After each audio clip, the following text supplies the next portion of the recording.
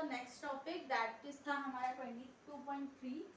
सो 2.3 जो हमारा था वो था मल्टीप्लिकेशन, या मल्टीप्लिकेशन बोलने से अच्छा हम इसको बोलते हैं vector operation. So vector operation जो था हमारा, उसमें हमें बहुत सारी चीज़ें पढ़नी है, जैसे कि मल्टीप्लिकेशन और एडिशन और एक्स्ट्रा जो भी है। Vector operation, vector operation is your, हमने वेक्टर पढ़ लिया, वेक्टर क्या होता है, कैसे होता है, कौन सी चीज़ों का वेक्टर होता है, किस चीज़ों से हम वेक्टर, किस चीज़ों का हम वेक्टर बोलेंगे, किस चीज़ों का हम वेक्टर नहीं बोलेंगे, ये वेक्टर ऑपरेशन हो गया। लेकिन हमको पढ़ना है वेक्टर ऑपरेशन होता कैसे, जैसे कि multiplication of a vector by a scalar unit. अब हम वेक्टर का मल्टीप्लिकेशन करेंगे एक स्केलर यूनिट से, तो उसमें हमको देखना कि क्या होता है। तो फर्स्ट हमारा है multiplication of vector by a scalar, scalar या स्केलर जो भी बोल लीजिए, स्केलर क्वांटिटी। अब जैसे कि हम समझ लेते हैं कि ये p जो है ये वेक्टर है जिसकी वैल्यू है 3i + 2j - 4k। अब इसमें आप ये मत पूछिएगा कि दीदी आई कैप कहाँ से आया, जे कैप कैसे आया, के कैप कैसे आया। तो इसमें ये जो है ये डायरेक्शन शो कर रहे हैं ऑब्वियसली। तो आई कैप यानी 3x, 2j यानी 2y - 4k यानी 4z। तो अब मैं यहाँ क्या कर रही हूँ, यहाँ को मैं इसको ऐसा लिख रही हूँ।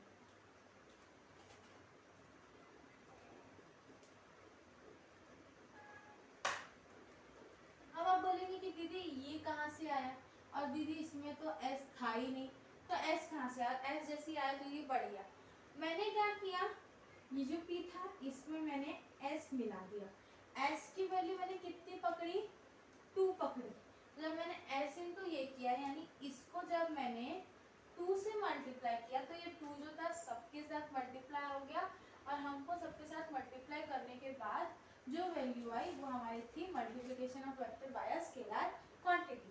तो इसमें ये क्या बोलना चाह रहे हैं कि इनको इसने, इसकी वैल्यू और q की वैल्यू इन लोगों ने सेम बताई। q जो था यही था ऑब्वियसली, तो इसने क्या बोला, q की वैल्यू भी यही आ रही है एंड sp की वैल्यू भी क्या आ रही है, यही आ रही है। तो बोलना ये चाहते हैं कि q का भी सेम डायरेक्शन ऑफ मैग्नीट्यूड है as the direction of s time of p। यानी वो बोलना चाह रहे हैं q का सेम है मैग्नीट्यूड एंड डायरेक्शन, किस तरीके से सेम है, s time of p direction.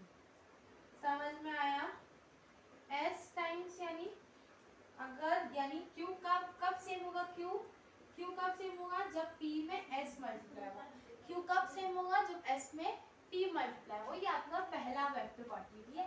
Vector quantity बोलता है अगर हमने समझिए वेक्टर को स्केलर क्वांटिटी से मल्टीप्लाई कर दिया तो क्या होगा, तो कुछ नहीं होगा, बस यही होगा कि जिस चीजों को आपने मल्टीप्लाई किया उसका वैल्यू और q, यानी जो उसके मल्टीप्लाई के पहले जो हमने q पकड़ा था उसका वैल्यू सेम हो जाएगा, इक्वल वैल्यू मिलेगी, बस यही था। अब इसका हमें इसके बारे में क्या पढ़ना है, एडिशन ऑफ वेक्टर कैसे होता है, एडिशन और सबट्रैक्शन जो भी बोल लीजिए वो कैसे होता है उसके बारे में हमको पढ़ना है।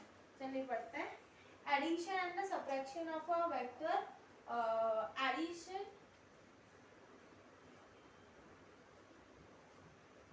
and subtraction of vector, addition or subtraction of a vector क्या है, only vector of the same type can be added and can be subtracted। यानी क्या बोलना चाहता है, only same type of vector can be added or subtracted।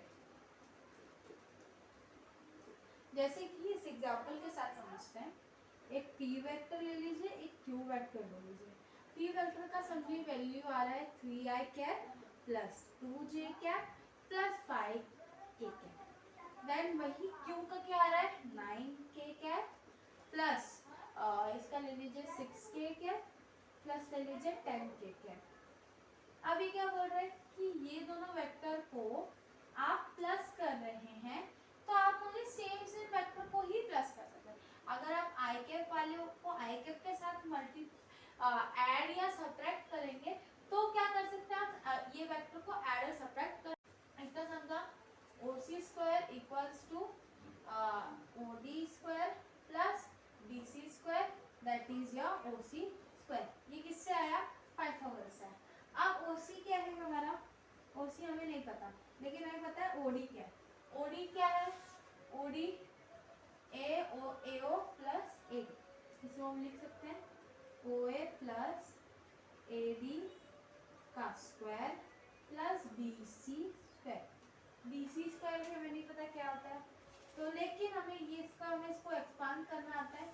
ये कुछ ऐसे फॉर्म में है A plus B the whole square, तो हम इसको कर सकते हैं O A square plus 2 A cap O A B into A D plus A D square plus B C square. इतना समझा।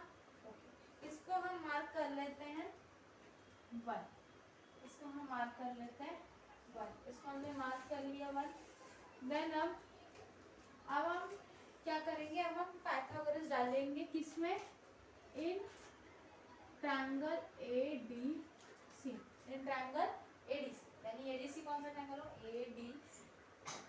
एडीसी में पाइथागोरस डालने के बाद क्या होगा, AC square equals to AD square plus BC square. अब हमको यहाँ क्या डालना है, DC स्क्वायर डालना है, तो DC स्क्वायर में हम ये भी डाल सकते हैं या अलग फार्मूला भी डाल सकते हैं। हम क्या डाल कर सकते हैं, AC square that is your AC square plus DC square that is your DC square. तो हम यहाँ क्या कर सकते हैं, जो DC है एंड जो AD है, यहाँ पे हम क्या देख रहे हैं, यहाँ पे हम AD प्लस DC, हमको यहाँ मिल गया AD प्लस DC, तो हम यहाँ डायरेक्ट AC स्क्वायर भी डाल सकते हैं। हमने यहाँ क्या पढ़ा फिर से देखते हैं। पहले हमने ये पैरेललोग्राम बनाया, इसमें ट्रायंगल्स बनाए, पहले हमने AODC में डाला जिसमें हमें ये मिला। हमने क्या देखा कि यही चीज़ हमें यहाँ पे मिले जिसने ADC में डाला, तो हम इसको लिख सकते हैं OA square plus 2OA into AD plus AC square. इसको हम मार्कआउट कर लेते हैं 2।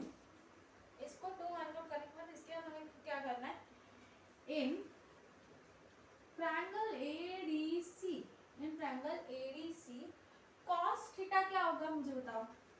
cos थीटा क्या होता है, एडजेसेंट बाय ये थीटा है, इसका एडजेसेंट क्या है AD, AD upon hypotenuse AC। Hypotenuse क्या है AC, तो हम बोल सकते हैं कि AD जो है वो क्या हो जाएगा AC इंटू कॉस थीटा। हम लिख सकते हैं ना AC इंटू कॉस थीटा, लेकिन जैसा हमको पता है AC क्या है, पैरेललोग्राम है, तो ये भी P हो जाएगा, ये भी Q हो जाएगा, तो ये AC क्या है हमारा Q, तो हम इसको लिख सकते हैं Q cos थीटा। तो हमारा AD क्या हो जाएगा Q cos थीटा। इधर तक समझा। आगे चल, आगे फिर वही सेम मेथड करके हमको क्या करना है, सब्स्टिट्यूट करना है इक्वेशन 2। इक्वेशन 2 में क्या करना है हमको, सब्स्टिट्यूटिंग करना है। Substituting in equation 2 we get the 2r equals to the 2p square, the 2c square into the 2pq cos theta। अब ये जो 2 था हमारा, इसको रफ कर देते हैं एक बार पे, इसमें डायग्राम देना देते, डायग्राम मेन है। अब हमारा 2 OA स्क्वायर है, OC स्क्वायर है, OC स्क्वायर कौन सा है, OC स्क्वायर क्या है R square plus OA square, OA क्या है हमारा P, P का स्क्वायर प्लस हमारा क्या है AC स्क्वायर, AC स्क्वायर कौन सा AC स्क्वायर है, AC square that is Q square plus 2P into Q, हमारा AD क्या है cos theta into 2 cos theta. इतना समझा। इसको हम थर्ड मार्क कर लेते हैं, इसको हम क्या कर लेते हैं, थर्ड मार्क आउट कर लेते हैं। अब हम क्या करेंगे, इन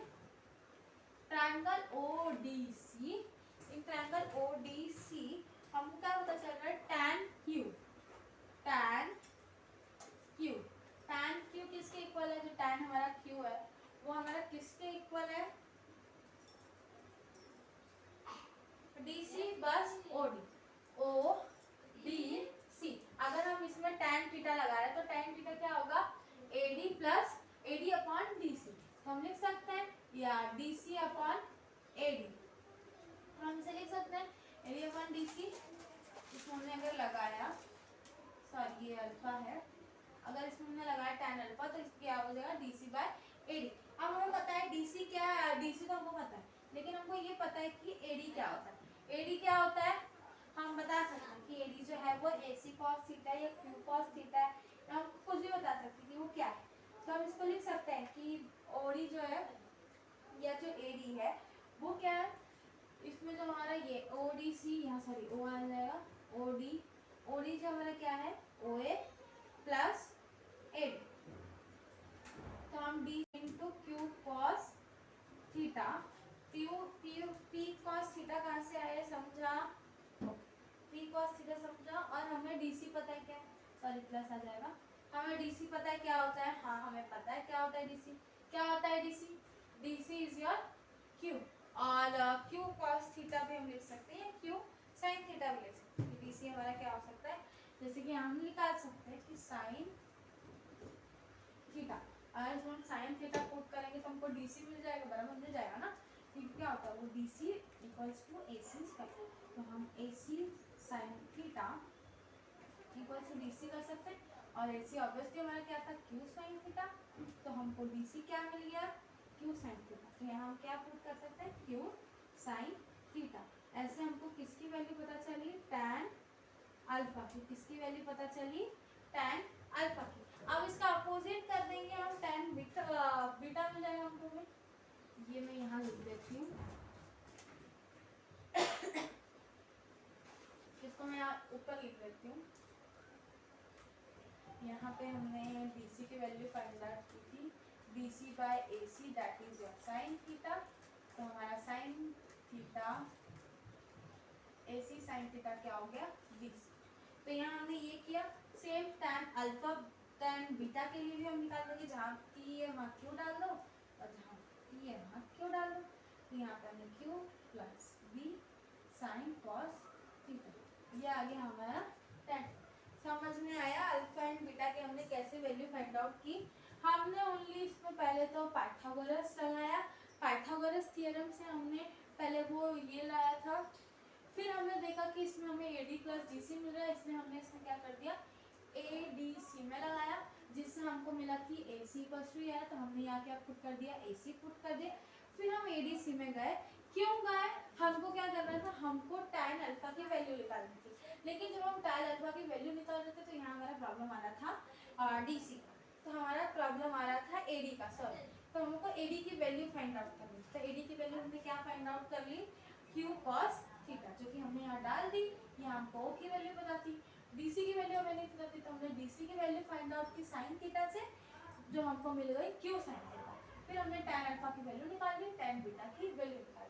जैसे मैंने स्टार्टिंग में पढ़ा था, ये हमको पता चल रहा है कि वो किस डायरेक्शन में कुछ भी। समझ में आया इतना, ओके चलो।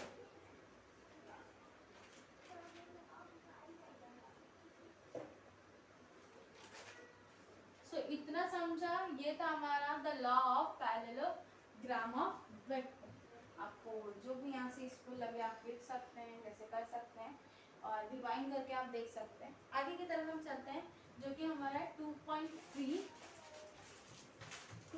is something different from other, और it is a resultant vector, जिसको हम धीरे से फटाफट कवर अप करेंगे, because it's a lengthy chapter.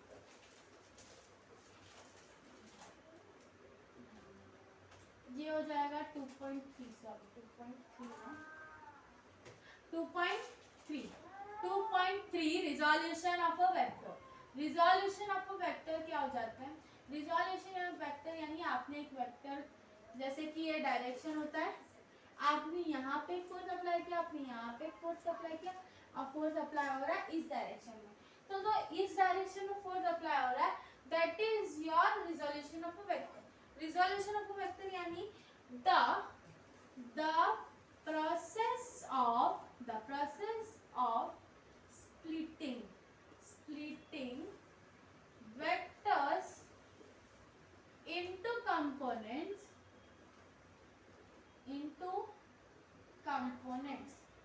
यानी अगर आपसे किसी ने पूछा कि रिजोल्यूशन ऑफ अ वेक्टर क्या होता है, तो आप बहुत डायरेक्ट बोल सकते हैं जब भी हम एक गिवन वेक्टर को अलग अलग वेक्टर्स में उसमें डिवाइड करते हैं तो उसे हम कहते हैं रिजोल्यूशन ऑफ अ वेक्टर। जैसे कि ये आर वेक्टर है, ये क्या हो गया, आर एक्स वेक्टर हो गया, ये आर वाई वेक्टर हो गया।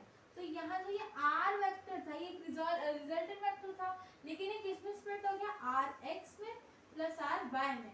तो हमें इतना पता है कि एक्स का डायरेक्शन कौन बताएगा, आई कैप, प्लस वाई का डायरेक्शन कौन बताएगा, जे कैप।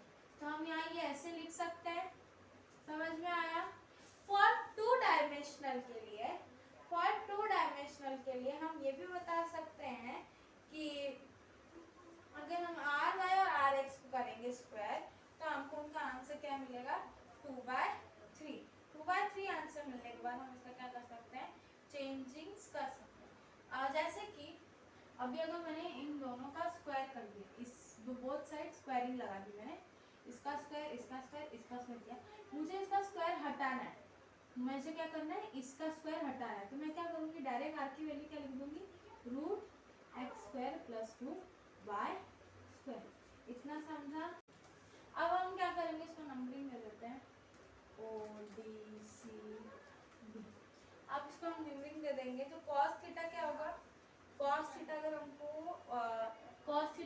फाइंड आउट करना होगा, cos थीटा, तो cos थीटा क्या होता है, एडजेसेंट अपॉन r। तो एडजेसेंट क्या होगा, x/r। ये हो गया। sin थीटा ढूंढना है, sin थीटा कैसे ढूंढेंगे, sin थीटा हम ढूंढेंगे r y बाय r, ये हो गया हमारा sin एंड cos। फिर से हमको tan थीटा की वैल्यू ढूंढनी है, क्योंकि हमने ये तो ढूंढ लिया, हमें इतना पता है कि जब भी वेक्टर का वैल्यू निकालने होगा तो हमको tan में निकालना, तो हमको tan में निकालना है। तो हमको tan की वैल्यू अगर हमको फाइंड आउट करनी कि tan थीटा कितना होता है, तो tan थीटा को हम क्या कर देंगे, डायरेक्ट इसके ऊपर rx/r इंटू r बाय, ये प्रोसेस आपको समझा। sin theta into cos theta किया तो ये वैल्यू है, इसमें इसको कट, तो आंसर क्या आ गया, r/r(x), ये y था और ये x था, तो ये आ गया। ये हो गया tan थीटा की वैल्यू। हमको किसकी वैल्यू निकालनी है, थीटा की वैल्यू निकालनी है। तो थीटा की वैल्यू के लिए हम क्या कर देंगे, tan इनवर्स ऑफ y/x या ry/x। समझ में आया।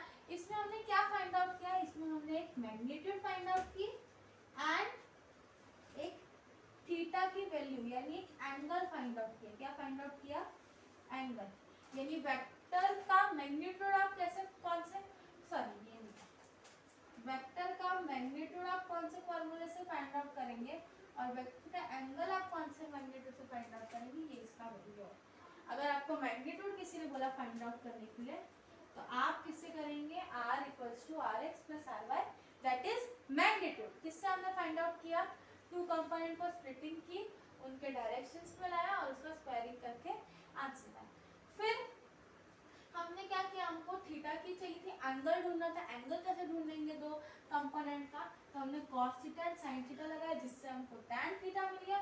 tan थीटा मिलने के बाद हमने थीटा की value tan inverse of y/x लिख दी, जिससे हमको क्या मिल गया, एंगल भी मिल गया। आई होप आपको रिजोल्यूशन ऑफ वेक्टर भी अच्छे से समझ आ गया होगा। सो अगर ये जो था, ये था हमारा रिजोल्यूशन ऑफ वेक्टर। अभी हमारे दो मेन टॉपिक्स बचे हुए हैं, that is your multiplication of vector and introduction to the calculus. Multiplication of vector यानी मल्टीप्लिक, जब हमने वेक्टर को मल्टीप्लाई किया तो दो वैल्यू निकलती है, तो वो दो वैल्यू क्या निकल रही है, उनकी कैरेक्टरिस्टिक्स क्या है वो हमें देखना है।